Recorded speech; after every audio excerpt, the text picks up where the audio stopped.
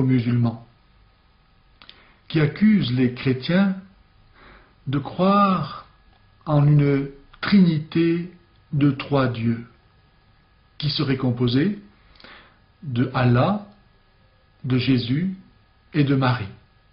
C'est ce que nous dit la sourate 5, verset 116, que je lis. Dieu dit: Ô Jésus, fils de Marie, est-ce toi qui as dit aux hommes: Prenez-moi et ma mère pour deux divinités en dessous de Dieu? Les chrétiens n'ont jamais dit, affirmé, cru que Marie est Dieu. Loué soit Jésus-Christ par Marie. Sa grâce et sa paix soient avec vous. Tout nous est venu par Marie, car Dieu ne se serait pas incarné en une autre femme, seule Marie. Jésus a donné sa mère pour mère à tous ceux qui veulent être sauvés. De même est-elle chargée en tant que mère de l'humanité et de Dieu. Les chrétiens n'ont jamais dit, affirmé, cru que Marie est Dieu.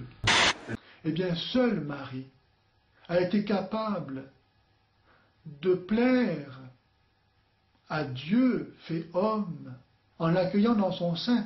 Et c'est donc elle seule qui peut nous permettre d'accueillir Jésus-Christ dignement. Les chrétiens n'ont jamais dit, affirmé, cru que Marie est Dieu. C'est pourquoi nous devons nous donner à Marie. C'est pourquoi si nous confions ce que nous sommes, ce que nous avons à Marie, si nous rentrons dans son sein, dans son amour, dans son cœur, elle est capable, et elle seule, de faire de nous un Dieu. Les chrétiens n'ont jamais dit, affirmé, cru que Marie est Dieu. Qu'en permettant à Marie de continuer à le recevoir par nous, nous étant donnés à elle, pour qu'elle fasse de nous ce qu'elle veut, comme elle veut. Notre seule récompense est d'être tout à elle, car en étant tout à elle, nous serons tout à Dieu, par Jésus-Christ. Rappelle-leur le moment où Allah dira: Ô Jésus, fils de Marie, est-ce toi qui as dit aux gens: Prenez-moi ainsi que ma mère pour deux divinités en dehors d'Allah? Il dira: Gloire et pureté à toi. Il ne m'appartient pas de déclarer ce que je n'ai pas le droit de dire. Si je l'avais dit, tu l'aurais su, certes. Tu sais ce qu'il y a en moi, et je ne sais pas ce qu'il y a en toi. Tu es, en vérité, le grand connaisseur de tout ce qui est inconnu. Les miracles du Coran. Au rang de ces miracles du Coran devant lesquels il faudrait s'extasier, se trouve par exemple, en matière d'embryogenèse, la création de l'homme à partir de terre et d'une goutte de sperme. C'est ce que nous lisons à la sourate 16, verset 4, ou bien à la sourate 35, verset 11.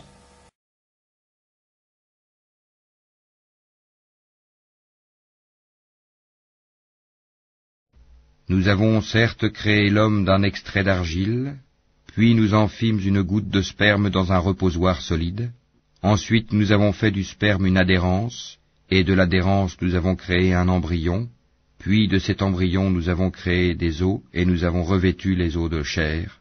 Ensuite nous l'avons transformé en une toute autre création. Gloire à Allah, le meilleur des créateurs.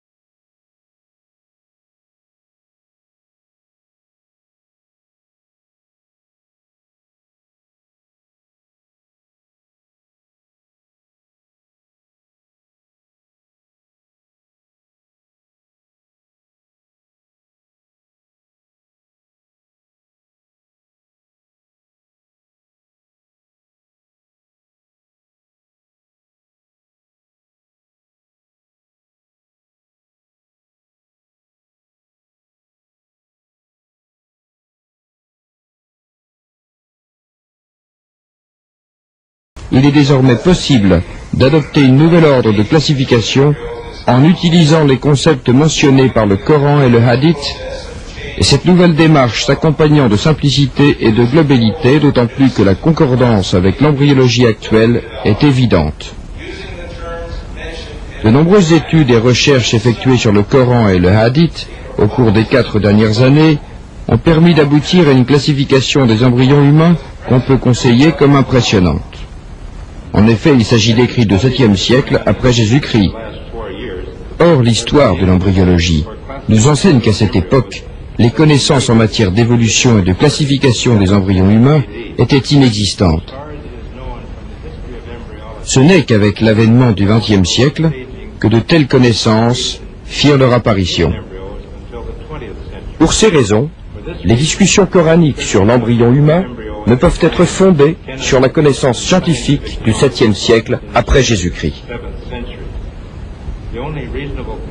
La seule conclusion sensée est que ces descriptions ont été révélées à Mohammed, paix et bénédiction sur lui, par Dieu. Mohammed ne pouvait connaître de tels détails parce qu'il était illettré. Le Dieu judéo-chrétien, lui, n'a pas eu besoin d'une goutte de sperme pour créer le premier homme. Il a pris de la terre, il l'a modelé et il lui a insufflé son souffle. Allah n'arrive pas à imiter le Dieu judéo-chrétien et ne fait l'homme qu'à partir de terre et d'une goutte de sperme. Nous créâmes l'homme d'une argile crissante, extraite d'une boue malléable. Et quant au djinn, nous l'avions auparavant créé d'un feu d'une chaleur ardente.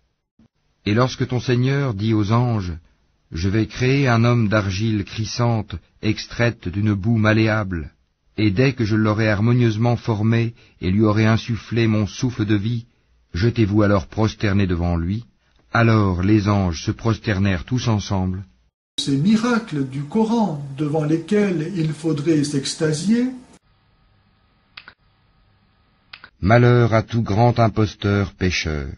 Il entend les versets d'Allah qu'on lui récite, puis persiste dans son orgueil, comme s'il ne les avait jamais entendus. Annonce-lui donc un châtiment douloureux. S'il a connaissance de quelques-uns de nos versets, il les tourne en dérision. Ceux-là auront un châtiment avilissant. L'enfer est à leur trousse, ce qu'ils auront acquis ne leur servira à rien, ni ce qu'ils auront pris comme protecteur en dehors d'Allah. Ils auront un énorme châtiment. Ceci, le Coran, est un guide. Et ceux qui récusent les versets de leur Seigneur auront le supplice d'un châtiment douloureux. Allah, c'est lui qui vous a assujetti la mer, afin que les vaisseaux y voguent par son ordre, et que vous alliez en quête de sa grâce, afin que vous soyez reconnaissants. Et il vous a assujetti tout ce qui est dans les cieux et sur la terre, le tout venant de lui. Il y a là des signes pour des gens qui réfléchissent. Dis à ceux qui ont cru de pardonner à ceux qui n'espèrent pas les jours d'Allah, afin qu'il rétribue chaque peuple pour les acquis qu'il fait.